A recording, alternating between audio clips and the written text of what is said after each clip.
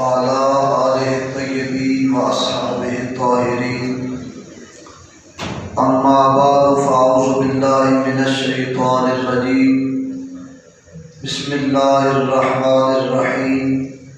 إلا تنصروه فقد نصره الله إذ أخرجه الذين كفروا ثاني اثنين إذ هما في الغار إذ يقول لصاحبه لا تحزن إن الله معنا. صدق الله مولانا العظيم.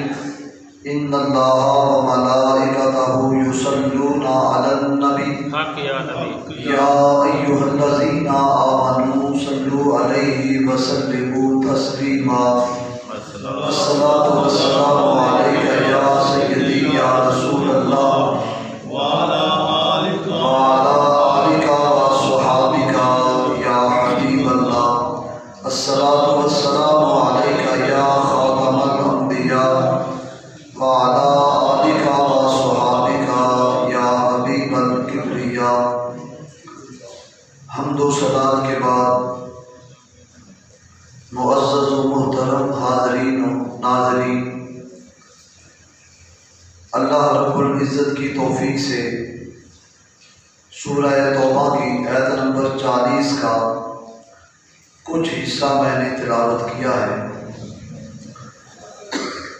اس آیت کریمہ میں اللہ رب العزت نے حضور نبی اکرم صلی اللہ علیہ وسلم کا سفر ہجرت اور ہجرت کے ساتھی جناب سیدنا ابو بکر صدیق رضی اللہ تعالیٰ عنہ کا ذکر فرمایا ہے.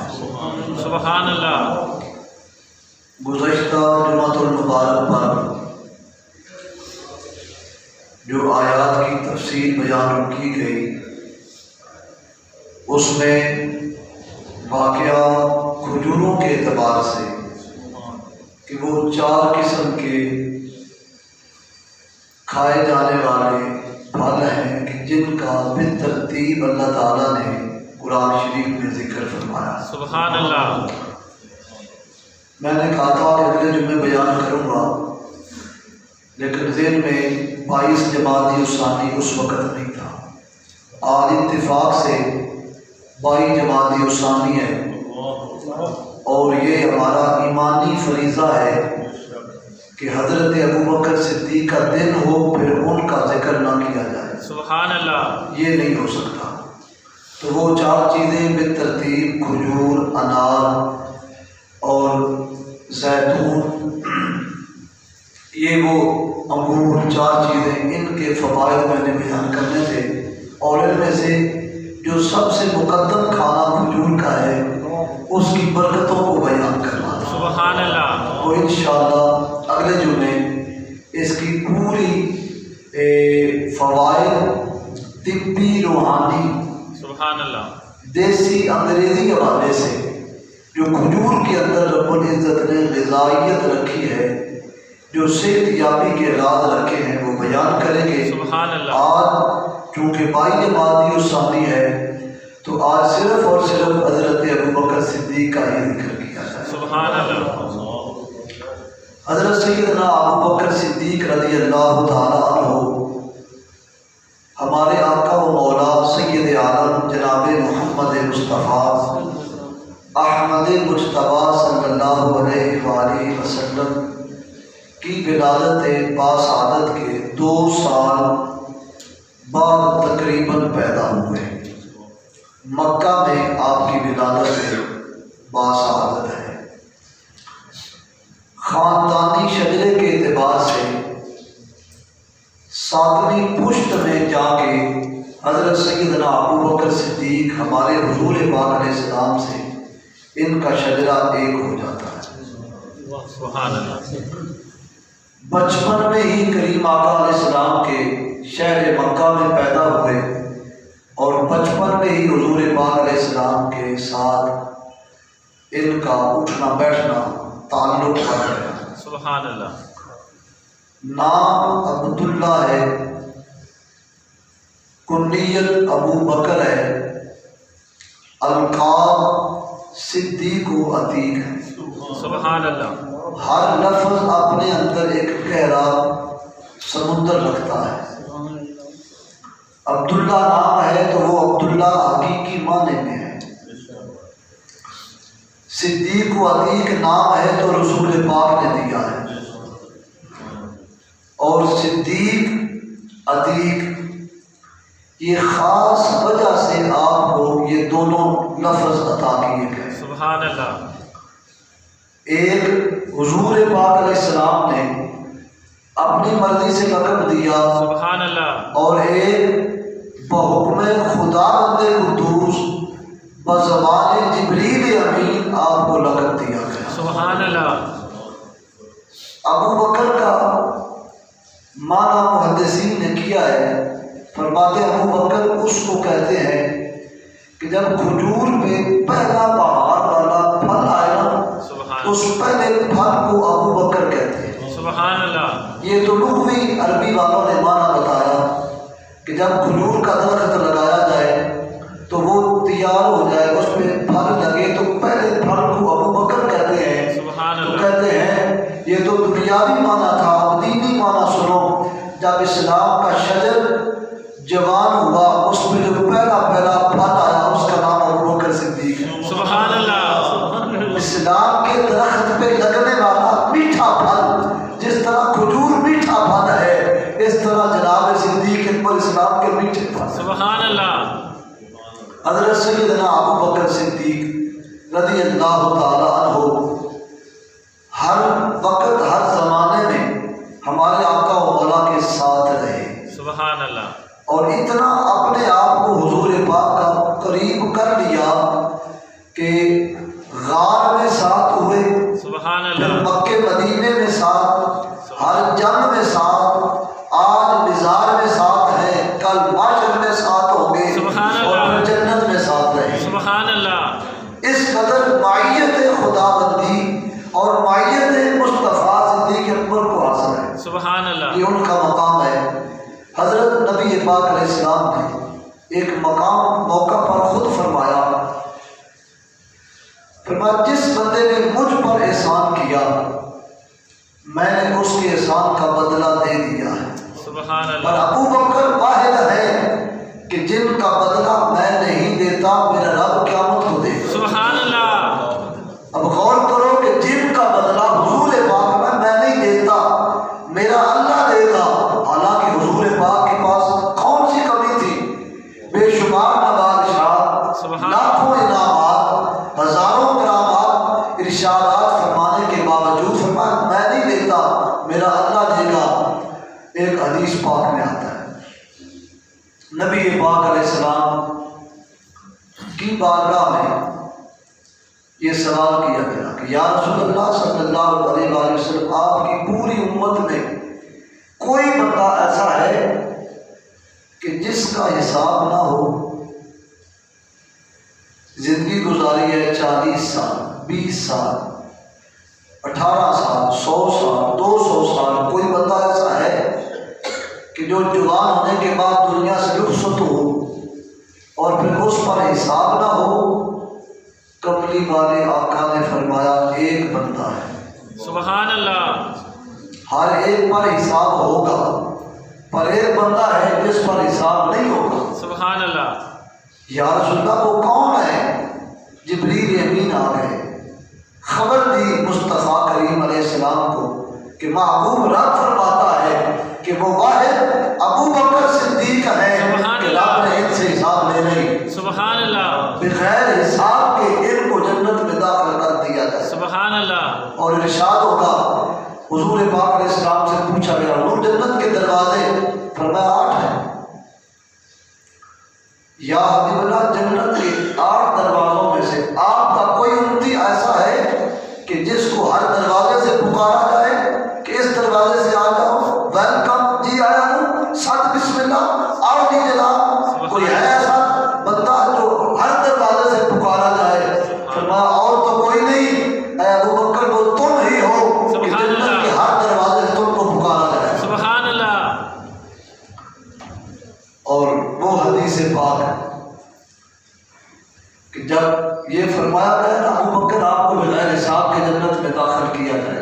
سبحان اللہ.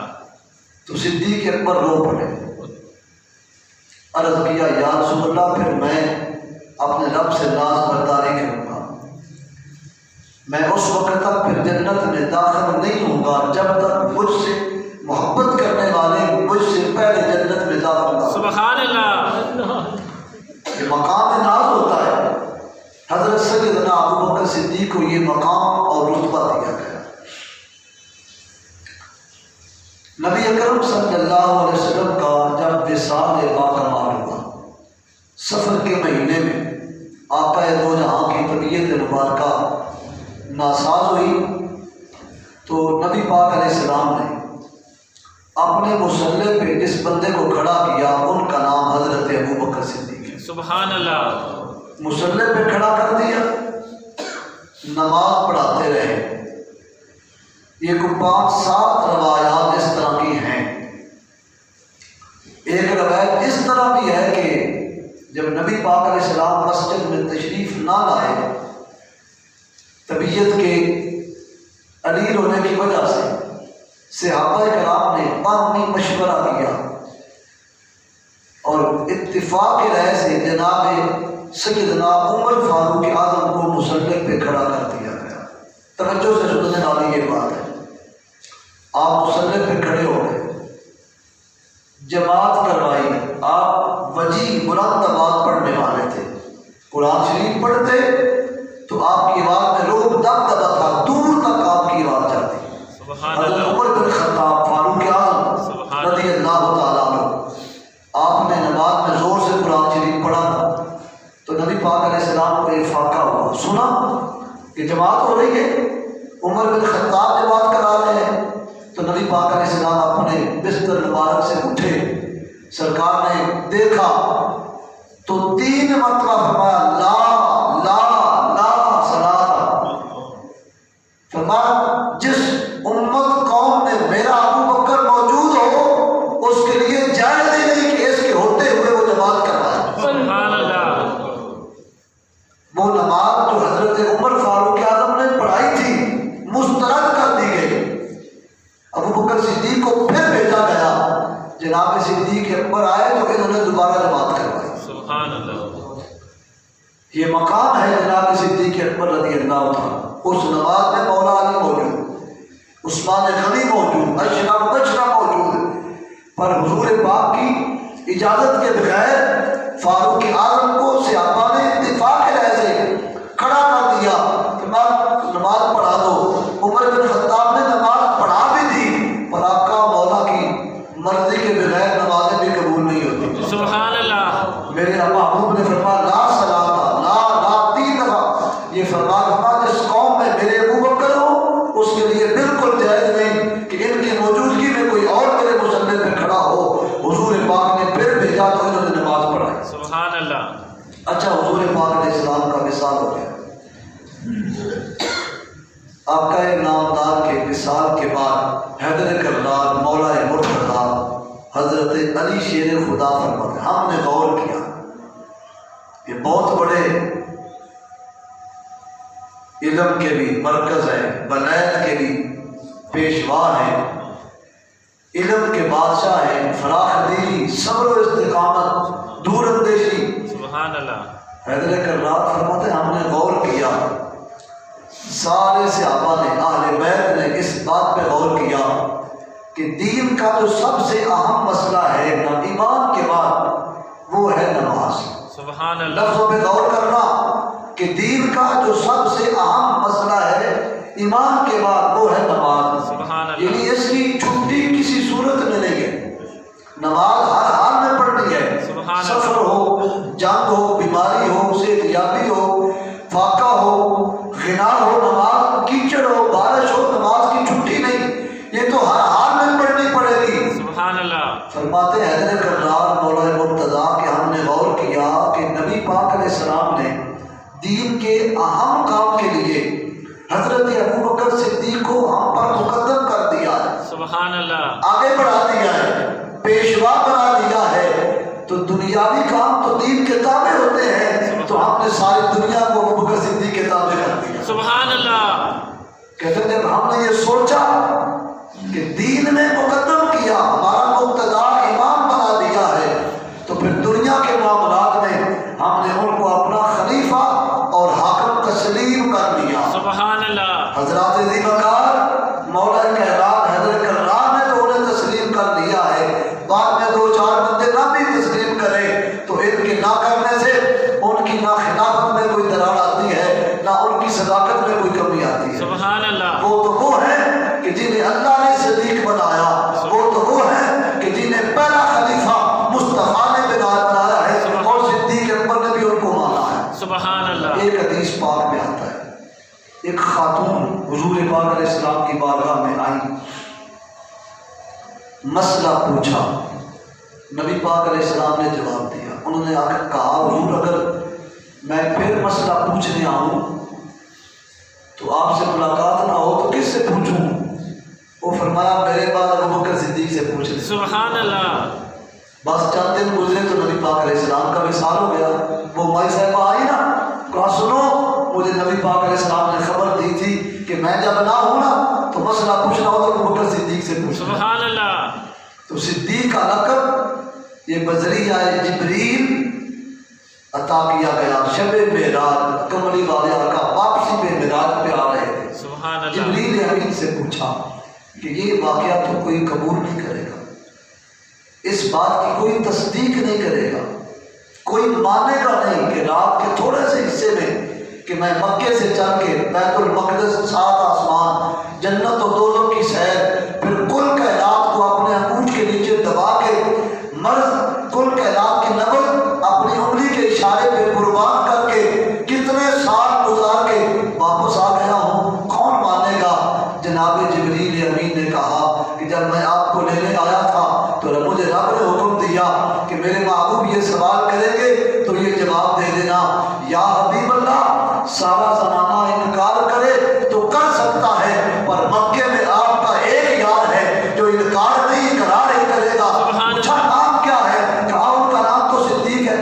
سبحان اللہ۔ ابو بکر صدیق نے ابھی تصدیق معراج نہیں کیا، شب معراج واپسی پر یہ بات ہو رہی ہے۔ پھر وہی ہوا جو جبریل امین نے خبر دی تھی راستے میں کہ وہ ابو بکر تو تصدیق کریں گے، ہر کوئی انکار کر سکتا ہے پر وہ انکار نہیں، وہ اقرار نہیں کریں گے۔ حضور پاک نے صبح سویرے یہ خبر دی کہ رات اللہ نے مجھے معراج کروائی ہے۔ سبحان اللہ۔ ابو جہل بڑا چلاک تھا، عمر بن ہشام اس کا نام ہے۔ ابو جہل چلاک، ہر وقت تاک میں رہتا، کوئی بہانا، کوئی بات میرے ہاتھ آئے تو میں اس کو جانے نہ دوں۔ بعض بندے ہوتے ہیں جن کا ہر وقت کمال ہوتا ہے کہ وہ اس طرح کی باتوں پہ ذرا نظر رکھتے ہیں، یہ بھی انہی میں سے تھا۔ یہ اپنے چیلے چھوڑ کے دنیا بھر میں کہ جو بس الٹی نظر رکھتے ہیں۔ ابو بکر صدیق کے ماننے والے بھی ہیں، سبحان اللہ۔ ابو جہل کے بیلی بھی ہوں گے۔ اس نے جو 9 مسلم تھے نا ان پر جا کے سوال اے میرے نا کئی بندے جو دین کے بارے میں پختگی نہیں رکھتے، اے میرے لیے نمازی، نماز پڑھ رہے، کچے پکے نمازی، کچے پکے مسلمان، تو کئی بندے ان پر جا کے اعتراض کرتے ہیں اچھا میلاد کرتے ہو۔ ابو بکر صدیق نے 2 سال 7 مہینے حکومت کی ہے، انہوں نے تو ایک بار بھی جھنڈیاں نہیں لگائی۔ عمر فاروق اعظم نے اتنے سال حکومت کی ہے، جھنڈیاں نہیں لگائی۔ اے میرے جے بنیا کون نہ آ کے سوال کرتے ہیں کئی بندے، اے نمازی میرے جا کسی نے پڑھی نہ پڑھی، اے کچے کچے بندے۔ بھائی ہم سے پوچھنے کا کیا، ہم کسی عالم کے پاس جاؤ، وہ تمہیں بتائے کہ انہوں نے کیا ہے کہ نہیں کیا۔ ابو جہل کا بھی کوئی اس طرح کلام تھا، وہ جو کچے کچے تھے نا 9 مسلم، اچھا بتاؤ جی کوئی بندہ کہے کہ رات کے حصے میں گیا ہوں مکے سے بیت المقدس پھر 7واں آسمان، مان لو گے؟ پتہ نہیں تھا ان بیچاروں کو، کام تو نہیں مانتے، جنہیں خبر ہی نہ ہو وہ تو نہیں، ہمیں کیا معلوم کہ ابو بکر صدیق نے میلاد کیا کہ نہیں کیا ہے جی؟ وہ بھی بالکل اس طرح کے تھے، انہوں نے کہا ہمیں تو نہیں معلوم، ہم نہیں مانتے۔ اچھا پھرتا پھراتا آیا، کہنے لگا اب میرے لیے لوگوں کا ایمان برباد کرنا ہو گیا ہے آسان۔ کہنے لگا جب تک ابو بکر سے بات نہ کر لوں میرے دل کو قرار نہیں آئے گا، ان سے بات کرتا ہوں۔ گیا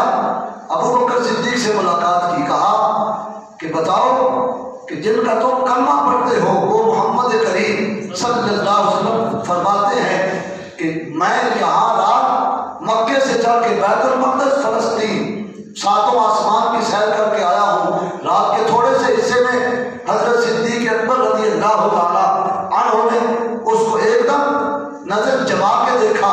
فرمایا کیا کہہ رہا ہے؟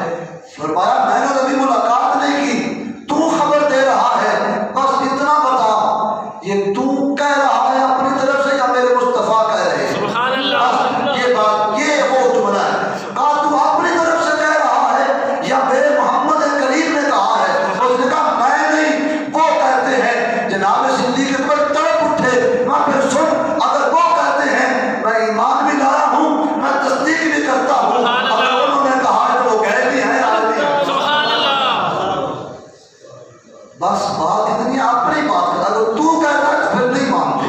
سبحان اللہ. اگر انہوں نے فرمایا ہے تو پھر محدثین نے لکھا کہ جناب صدیق پر دنیاوی جو اصول قواعد و ضوابط ہے اس کے تحت یہ کہہ سکتے تھے تو نے خبر دینا تھی، دے دی، چلا جا. میں ملتا ہوں مصطفیٰ کریم سے، تصدیق کرتا ہوں تیری بات کی، پھر جو وہ فرمائیں گے اس پر فیصلہ ہوگا. دنیاوی قواعد و ضوابط یہی ہمیں بتاتے ہیں. پر جناب صدیق اکبر نے دنیاوی سارے اصول میں سے پڑھے ایک جملہ ارشاد فرما دیا. میں اتنا بتا کہ تو کہہ رہا ہے یا انہوں نے فرمایا ہے؟ جب اس نے کہا انہوں نے فرمایا تو کہا میں ایمان بھی لایا، میں تصدیق بھی کرتا ہوں. علامہ اندلسی نے لکھا وجہ یہ تھی کہ جب مصطفیٰ کریم شب معراج براق پر سوار ہو کے 7 آسمانوں کی بلندیوں کو پار کر رہے تھے، روح صدیقی مصطفیٰ کا طواف کر رہی تھی. سبحان اللہ. صدیق اکبر مصطفیٰ کے ساتھ ساتھ تھے. پھر دلیل دیتے ہیں. دلیل یہ ہے کہ جب براق رک گیا، رف بھی آگے نہ جا سکا، وہ ایک مقام ایسا آیا مصطفیٰ کریم بغیر سواری کے سفر طے کر رہے تھے تو اپنے آپ کو اکیلا محسوس کیا کہ میں تنہا اس راستے میں جا رہا ہوں. تو حضور پاک فرماتے جب میں نے اپنے آپ کو تنہا اکیلے محسوس کیا تو مجھے اس تنہائی کے موقع پر اس مقام پر مجھے آواز سنائی دی گئی کہ مجھے کہا گیا کہ یا محمد فإن ربک یصلی الیک، اے محمد کریم ذرا رک جائیے، آپ کا رب آپ پر درود و سلام بھیج رہا ہے. سبحان اللہ. فرماتے ہیں کہ وہاں جہاں گمان بھی نہ جا سکے میں نے خیال یہ کیا کہ میں تنہا اکیلا ہوں، تو اس وقت میری اس تنہائی والی گھبراہٹ کو دور کرنے کے لیے آواز مجھے جو سنائی گئی وہ صدیق اکبر کی آواز تھی. سبحان اللہ. لہجہ صدیقی تھا. کہتے ہیں لوگ کہ کمزور دیتی ہے، وہ غم بھلا دیتی ہے، اور رب ذوالجلال نے رب چاہے تو کسی بھی انداز میں گفتگو فرما سکتا ہے. پر وہاں مصطفیٰ نے چونکہ اپنے آپ کو تنہا محسوس کیا تو رب کریم نے صدیقی لہجے میں آواز دے کے فرمایا رک جاؤ، گھبرانے کی ضرورت نہیں، اور مکے والا تمہارا یار تمہارے ساتھ ہی ہے. سبحان اللہ. کف یا محمد فإن ربک یصلی الیک، کہ آپ کا رب آپ پر درود و سلام پڑھ رہا ہے. سبحان اللہ. مصطفیٰ کریم فرماتے ہیں کہ میں تو اکیلا جا رہا تھا پر صدیق اکبر کی آواز وہاں مجھے سنائی گئی. سبحان اللہ. بس آواز سننا تھا تو پھر وہ جو تنہائی والی گھبراہٹ تھی وہ جاتی رہی. یہاں سے نتیجہ نکلتا ہے کہ جب یہ جا رہے تھے تو روح صدیقی ساتھ ساتھ حضور پاک کا طواف کر رہی تھی. اور واپسی میں خبر ملی، ابو جہل نے پوچھا بتاؤ، تو کہا کیا پوچھتا ہے، تو ابھی خبر لے آیا ہے صدیقی روح حضور پاک کے ساتھ تھی. صرف جناب یار غار مصطفیٰ کے لیے رکھ دیا ہے. سبحان اللہ. حضرت صدیق اکبر کو یہ لقب دیا گیا. سبحان اور اللہ. عتیق بھی آپ کا لقب مبارکہ ہے. سبحان اللہ. عتیق کا معنی ہے آزاد. ایسا آزاد جہنم سے ہر طرح آزاد. سبحان اللہ. قرآن شریف میں رب ذوالجلال نے اس کو بیان کیا. کبھی موقع بنے تو قرآن شریف پڑھا کرو، ترجمے کے ساتھ پڑھ لیا کرو، سن لیا کرو.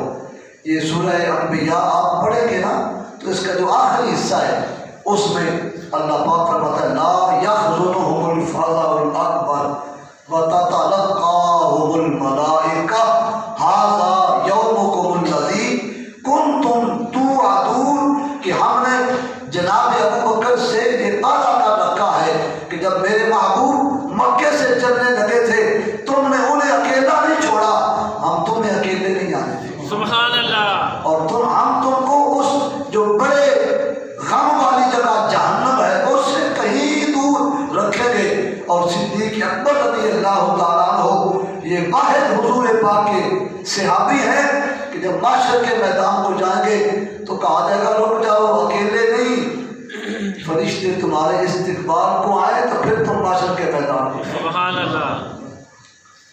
حضرت سیدنا ابو بکر صدیق رضی اللہ تعالیٰ عنہ یہ بھی آپ کی امتیازی شان ہے کہ آپ چونکہ صفت نبوت کے مظہر ہیں اور اس اعتبار سے اللہ نے یہ بھی خوبی صرف تنہا آپ کو ہی دی ہے کہ آپ کی 4 پشتیں ہمارے آقا و مولا کی شرف صحابیت سے فیض یاب ہو۔ سبحان اللہ۔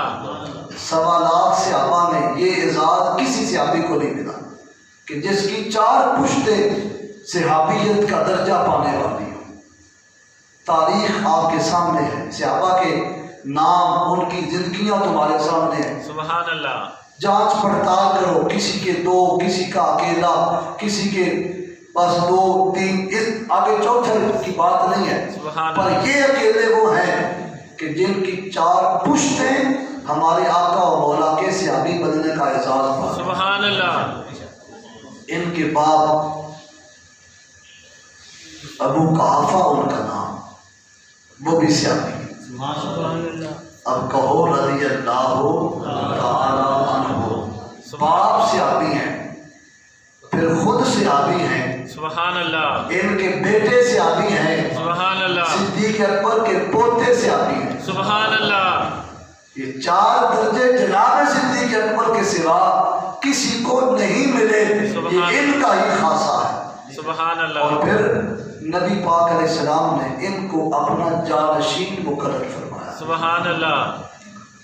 جب نبی پاک علیہ السلام نے ان کو اپنا جانشین بنا لیا ہے اور پھر کملی والے آقا و مولا نے ایک موقع پر ارشاد فرمایا، فرمایا میری امت میں صرف یہی نہیں، ساری امتوں میں اللہ نے انبیاء کے بعد جو سب سے افضل بندہ پیدا کیا ہے، جس پر سورج طلوع ہوتا ہے غروب ہوتا ہے، اس بندے کا نام ابو بکر صدیق۔ سبحان اللہ۔ ان کا ہم پلہ نہ پہلی امتوں میں کوئی ہوا ہے، نہ بعد میں تو امت ہی کوئی نہیں، اس امت میں ہے ہی کوئی نہ۔ اور یہ اعزاز صرف لفظی نہیں، صحابہ کرام علیہم رضوان نے یہ آزما کے بھی دیکھا ہے، اور پھر جناب صدیق اکبر ہر اعتبار سے اس پہ پورے اترے۔ سبحان اللہ۔ خرچ کرنے کے معاملے میں آپ بڑے فیاض تھے۔ کملی والے آقا نے صحابہ کرام مال پیش کرتے نا تو یہ سنت بھی ہے آقا دو جہاں کی کہ جو نیکی کے راستے میں مال خرچ کرے نا لینے والا، ان کے لیے خیر کی دعا کرے، یہ سنت ہے۔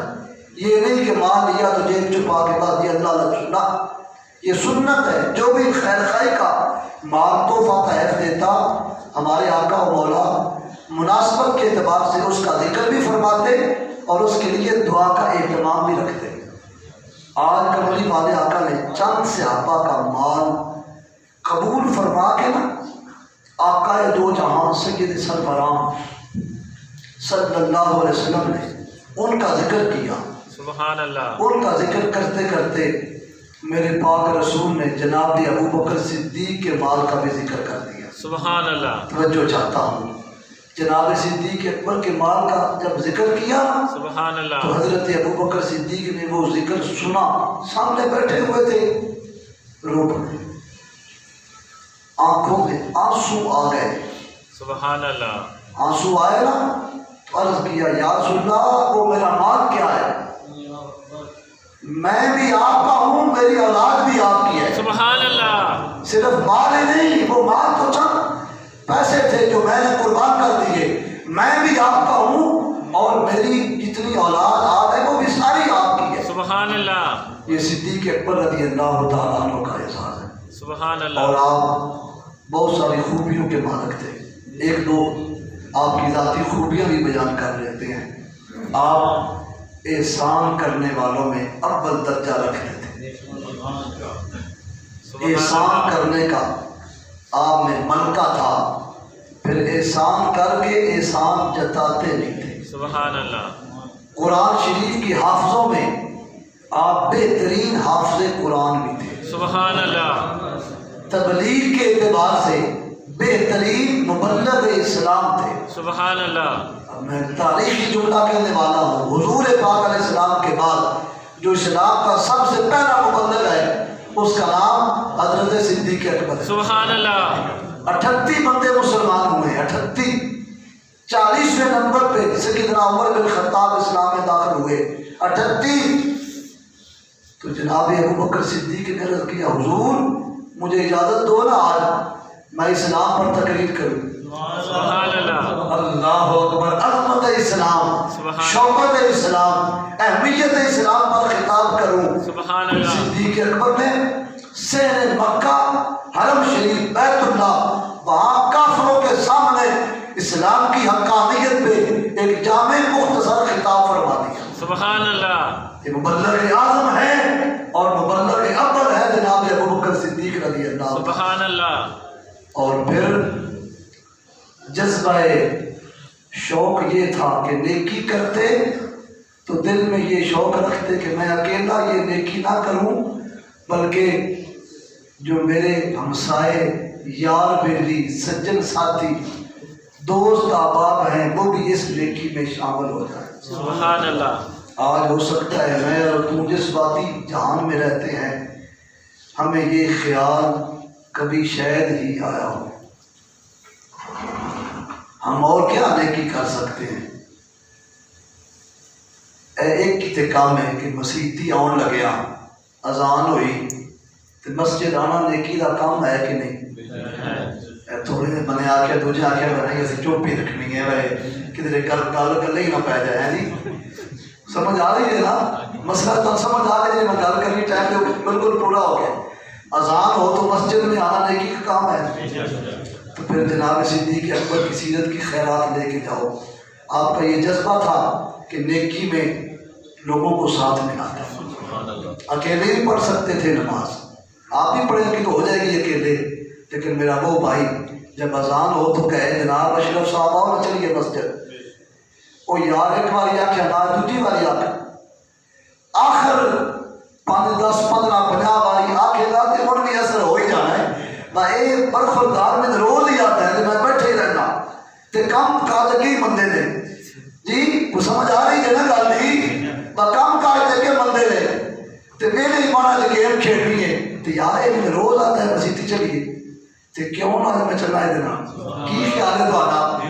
اے جی اے صدیق اکبر کا فیضان لے کے جاؤ، جب خود نیکی کے لیے چلو تو اپنے بچوں کو بھی ساتھ لو، اپنے یاروں کو بھی ساتھ لو، خود قرآن پڑھو، اپنے موبائل پہ قرآن پڑھو اور اپنے یار کو قرآن شریف کا میسج بھیجو۔ ایک سپارے ایک عید کی ایک پورے بیت کی وہ کیا جو سکرین شاٹ کیا حضرات کھڑے پڑے ہیں جی، وہ لا کے بھیجو یار میں پڑھیا ہے تو دس تو کتنے پڑھیا ہے جی، اگر میں انہیں سپارہ پڑھیا ہے تو کاری بلال صاحب پڑھنے پار ماتے میں پوچھنا نہیں اور میں تو اچھی ہم سے پیشہ کیوں ہو اے جی اے کرو حبلہ اس ذکر نال انشاءاللہ ایک تو قرآن شریف پڑھنے کی ترغیب بھی پیدا ہو جائے گی اور نیکی کا جذبہ بھی۔ آج بھائی جماعتی ثانی ہے، میں ہر بندے سے درخواست کروں گا کہ وہ اسلام کے پہلے مبلغ ہے، اسلام کے پہلے مسلمان ہے اور مسلمانوں کے پہلے خلیفہ امیر المومنین ہے اور جانشین رسول کریم ہے، ان کا یوم وصال ہے، ضرور اپنے گھروں میں ان کی روح کو اصال ثواب کا اہتمام کیجیے۔ یہ نہ سمجھنا کہ انہیں کوئی ضرورت ہے، بلا غور کرو وہ تو وہاں ہے جہاں جنت بھی رش کر رہی ہے، سبحان اللہ، وہ تو وہاں ہے جہاں جنت بھی رشک کرتی ہے، اور تجھے مجھے ضرورت ہے کہ وہاں اپنا حصہ اپنا ہدیہ بھیجے، وہاں سے کوئی رحمتوں کا چھینٹا چھیٹا مفتی احمد یار خان کہتے ہیں کہ برکت والی جگہ پہ دعا کرنے سے اور رحمت کا چھینٹا ہم پہ پڑ جائے ہمارے ملوٹے اعمال پھر پالش ہو کے نور و نالور بن جاتے ہیں۔ اللہ پاک ان کے صدقے ہم سب کی خیر فرمائے۔ الحمدللہ۔